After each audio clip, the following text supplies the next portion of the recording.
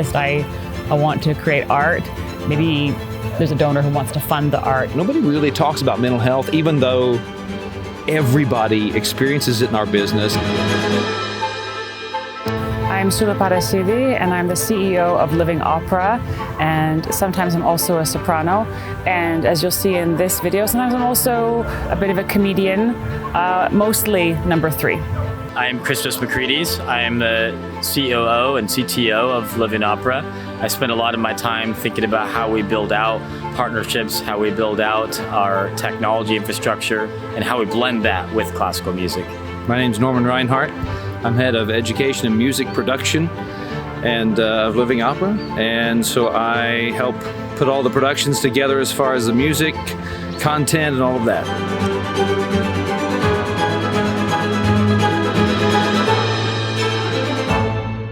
Being married to you, you know, you're married to a part of Greece. So I'm a part of Greece, everyone. You're a part of Greece. I was well positioned to be like a conventional opera singer, all the steps, like all the checking all the boxes. And I think that makes us all very comfortable to like be conventional, follow the well-trodden path, but that was never going to be my destiny. And so I did a music degree in Canada, and 1 week after I graduated from university, I went for a routine checkup, and the doctor discovered cancer, and not just cancer, but cancer in my throat. And so I actually have a scar, and it's like here every day to remind me of how I got a second chance at my life, which I think is in one sense amazing. Thankfully, I managed and everything was fine, and the surgery was successful and all that was okay. But the psychological ramifications of having your body fail you, I think at any age, but particularly at a young age, sort of stayed with me, and that was quite hard to overcome. In that moment of hardship, I met a local philanthropist, said he knew my story. He had been following me for some time and wanted to know what my next steps were.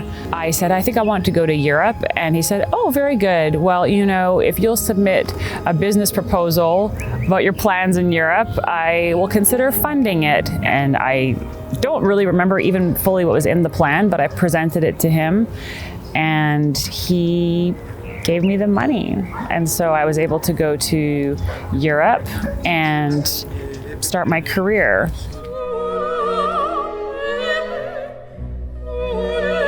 The way that Living Opera began, Soula and I had been married for 5 or 6 years at that point, and we'd been on the road all that time.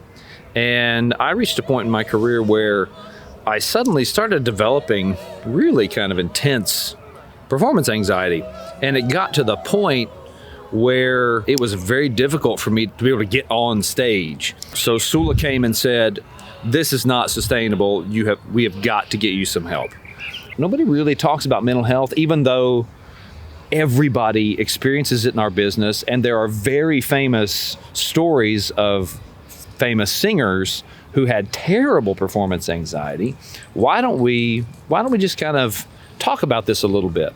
And so Soula asked her followers, she said, would it be interesting for you all if we, went live once a week on Instagram and just talked about challenges of the business, and not in a destructive way or not in a way that's trying to bash anything. It's really trying to be uplifting, find a solution, bring help, and deal just with the reality of what we do.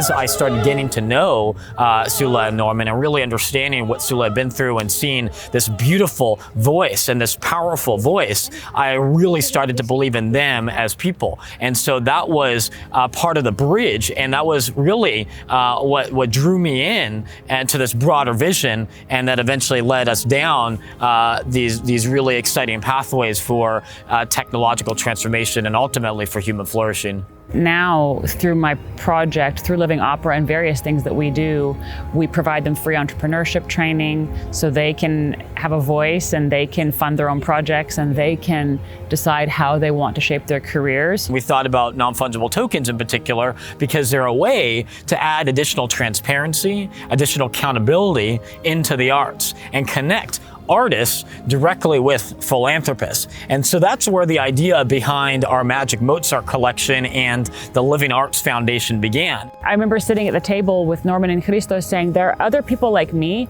who are going to fall through the cracks if we don't help them. And I know that because through now we have social media, it's different than when I started singing. I know their stories. And if we could help them the same way that I was helped, I think we would have a thriving community, not just a surviving community. And that's really, really what I'm after. To put it as simply as we can, we want to help people. That's what we want to do. That's our motive. We may not get it right. We may not get it all right, but that is our intention. We want to help people and to hopefully bring something into their lives that makes it better. We were just walking now to go get dinner, and I just saw some graffiti on the wall, and we were having a talk about life and how life is and connectivity and all this stuff and how we had a wonderful day all together. And I saw a graffiti there. It says, "You'll never walk alone." Hold your head up high and don't be afraid of the dark. At the end of the storm is a golden sky.